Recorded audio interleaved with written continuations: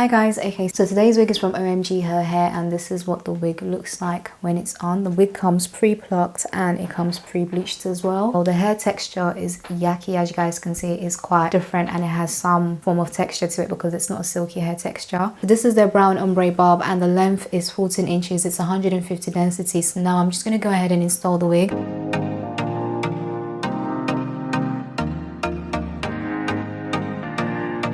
So instead of applying my foundation, I'm actually applying my contour powder instead.